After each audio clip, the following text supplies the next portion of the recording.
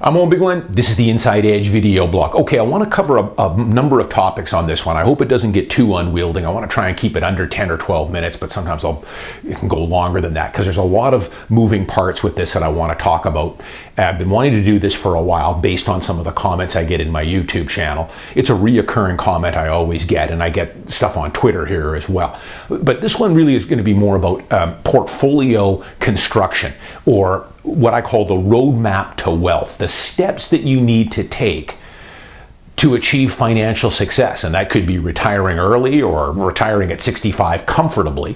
Big difference. Retirement is all over the place. Some people would be very happy retiring on $600K in their RRSP and in their TFSA and a pension or whatever else. Other people, are looking for something more substantial, $3, $4, $5 million to provide a really robust retirement where they never have to worry about money. They can travel down south for the winter, eat out, drive a nice car, that kind of thing. So there's no right or wrong here as far as the amounts. It's all based on a person's individual needs. A lot of it too is based on where they live. You're going to need far less money if you're living in Regina as opposed to living in Vancouver. So let me talk about, because I get these reoccurring questions that people will ask me the difference between, they'll talk about stock investing and buying an investment property. And it gets all colluded a lot of the times. I had a guy saying that, he's been investing in some tech stuff, the Tesla and Amazon and Apple, and he's done quite well, as have I. I don't own Tesla, but I own the other ones. And, they're up over 100% here in the last 10 months. But he talked about, I was going to buy an investment property, but maybe now isn't the time. I don't think it's worth it. I think investing in stocks is the better way to go. So let me give you my opinion on this. As I've often said here, and I talk about it in my book, I love equities. I've got equal amount of my wealth is pretty much 50-50 now. 50% in a very large stock portfolio that I started 25 years ago from zero. And the other half of my net worth is in real estate, my principal residence, as well as a fairly large investment portfolio, rental portfolio. My philosophy, as you guys know, is take advantage of the only advantage you have as an individual investor, and that's simply to buy and hold. Never try and time markets. Buy good quality companies, stocks, preferably that pay you a dividend, and buy the best real estate you can. And that would be Vancouver real estate. Don't buy anything, but buy a detached house out in East Vancouver with a couple of rental suites, or buy a good one-bedroom condo in a good concrete building downtown and live in it, or down the road as an investment, put a tenant in it and keep it. So there's no right or wrong, and you want to have both. You need to have diversification. So here are the steps. I've talked about it a few times, but let me refresh you guys on what the steps are on your roadmap to wealth, let's call it. First step, bar none, is to buy your principal residence. I would suggest you milk living at home, living with roommates, living in a shed in the backyard as long as you can.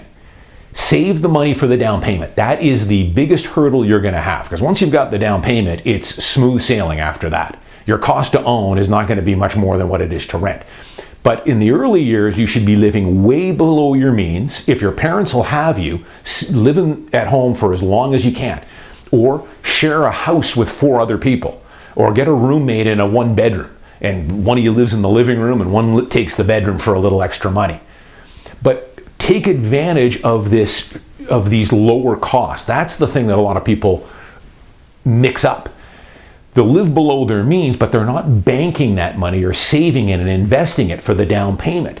So you lose really the whole benefit of it. So if you're going to live at home and you're working, take advantage of it. Live at home, but save as much money as possible. You should be possessed. And if you can do that while living at home or sharing a house with 5 other people, you should be able to save 30 or 40% of your income, hopefully. 25 for sure. That's what I was able to do when I was your age. Bank as much as you can. But the first step, once you've got the money and you can comfortably afford to buy that house and qualify for the mortgage, which isn't going to be easy, is to buy your principal residence. Start small. Start with a 1-bedroom condo in Vancouver or a 1-bedroom condo out in New Westminster on SkyTrain. Whatever it takes. Get into the market. Once you're in the market, you're now creating equity two ways. You're paying down the debt, and eventually you're going to get capital gains, not every year, but over time, that property will appreciate, guaranteed. That's step number one, and you're taking advantage of the leverage. You're putting down 20%, borrowing the other 80%. You're taking advantage of the only tax shelter we get, the principal resident exemption. I pounded this home, but so many people just eyes glaze over. Go back and watch my older blogs on this. That is your first step, buying your principal residence. There's nothing you're going to tell me otherwise. Huge financial hurdle once you bought it. Hard part, saving for the down payment. Milk's living at home, whatever you got to do to get the down payment. And it can be done. I'm working with dozens of young clients every year who have no help from mom and dad. They just worked, hustled, made the sacrifices to get the down payment. And many of them are blue collar workers. They're not earning $100,000. Second step would be to max out your RRSP and your TFSA, or at least get a very good handle on that. Come close to maxing that out. You want to take advantage of these things. Of course, with the RRSP, you're getting the tax deduction going in. The money will grow tax sheltered. Now, you do get taxed when you pull it out, not quite as good as a detached or buying a home, but you're sheltering that growth and you're getting the tax deduction. TFSA is incredible as well, depending on the tax bracket you're in. Sometimes if you're in a lower tax bracket, it can make more sense to max your TFSA first. If it has to be, for most people, it has to be one or the other. If you're earning under 40K, you're probably better off putting the TFSA first. You don't get the tax break, but that's okay. You're in a low tax bracket anyways. The nice thing with the TFSA is the money is sheltered, and then all the funds, when you pull them out, come out tax-free. That's where you want to put in a little bit more of an aggressive portfolio. That's where I've got more of my tech stuff, maybe some things that don't pay me a dividend, but it's more of a growth portfolio. Shelter those capital gains. The third and final step, and this is the final step, is, if you're able to, is to buy an investment unit, buy an investment piece of real estate, whether that's a condo or a townhouse or maybe even a detached house with a couple of suites down, an older Vancouver special, whatever your budget is. That is the third and final step. And buying an investment unit, what you're doing a few things here. A, you're diversifying. You know, you don't want all your money, at least I don't. I don't want to have all my savings and all my net worth in the stock market. The stock market is volatile. I want to hedge against some of the volatility in that stock market. And real estate gives you that. Gives you that in spades. It's about as safe as it gets. It's tangible. Remember, they're not building any more real estate. They're not making any more land. Population continues to grow. Real estate is considered a safe haven, and it is. It's tangible. You buy it, you put a tenant in it, and collect the rent checks. The other thing is you're using leverage. So many people just don't get leverage. They're always the first ones to say, oh, leverage, you're taking on too much risk. It's crazy. Using leverage on buying on an investment unit in Canada, it's pretty tough to over leverage yourself. You're going to have to put down at least 20%, maybe 25%. Leave a buffer for interest rate hikes. But this is how wealth is created. Read up on how leverage works. Buy some books on it. I would have nowhere near the net worth I have if I did not buy real estate and used leverage. But I've always used it in a very conservative manner. And again, in Canada here, buying investment real estate, the banks are going to force you to be conservative. You're going to have to put 20 or 25% down. Pretty safe. But go one step further. If they tell you you can borrow up to $800K, doesn't mean you have to take $800,000. Maybe buy something at $700 and have a side fund for unexpected costs, repairs, levies, increased property taxes, increased insurance rates, and of course, increased insurance or mortgage rates. They've got nowhere to go but up from here. But you're buying an appreciating asset with 20% down. The tenant is paying you a monthly rent check that's going to cover all your holding costs and maybe even a little bit of your principal payment. You're taking advantage of the leverage and you're borrowing at 2%, but do it conservatively. But that's the third and final step. Principal residence, ETFs, which is what I recommend people do in the stock. In your retirement funds, you can buy some individual stocks if you want, but I suggest your first $250 should be in low-cost ETFs. My portfolio, just on a last little thing here, I also strongly urge, and I talk about it in my book, people, you should have the majority of your portfolio, I think anyways, in US equities. So my portfolio right now is 65 to 70% US equities, 20% Canadian, which is all in a non-registered account to take advantage of the dividend tax credit. I talk about it in my book. And about 10% in European and emerging markets. Half my portfolio is in low-cost index investing ETFs through Vanguard and iShares. The other half of my portfolio is in individual stocks, but most of which pay dividends, and most of them have what we call dividend aristocrats, have a long history of raising that dividend.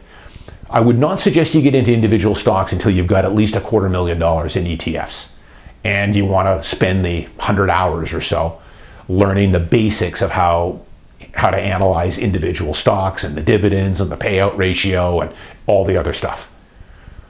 But there's no right or wrong. There's no, I'm going to put it all in tech stocks and not buy an investment property. Personally, if you get to a certain level, you should diversify. And the big thing with buying an investment property, you're not going to be getting strong cash flows. People are always pointing to that, cash flows. You don't cash flow properties in Vancouver. That's not what it's about. It's about two things. It's about leverage, conservative leverage, putting down 20%, borrowing the other 80% at record low interest rates. It's the stability and the high quality tenant base we have. You don't have to work too much to get a good quality tenant paying you $2,200 or $2,300 a month for your one bedroom. Not a lot of work involved there. There's some. Every now and again you'll get a tenant turnover. And the other thing is long-term capital gain here. That's one of the strong suits of living on the West Coast. Unlike Boise, Idaho, where sure, you could buy a house for $400K in cash flow, but 20 years from now, the house is worth about the same as what you paid for it. And again, capital gains, of course, is taxed at a much more favorable rate. Final thing, I'll just talk about this. One last thing here. And I've seen this several times here. I had a guy comment here, and it's in my YouTube comments here, and I've seen this many times here, and I see it on Twitter all the time.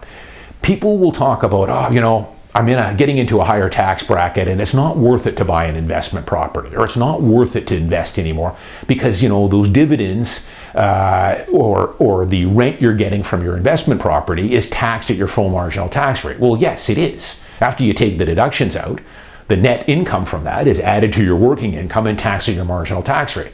I'm in pretty close to a 50% tax bracket. So I had a guy comment and say, you got to be wary about that. You're going to be taxed on it. Well, yeah, of course you're going to be taxed on it. But what is the alternative? You're not going to avoid paying the taxes.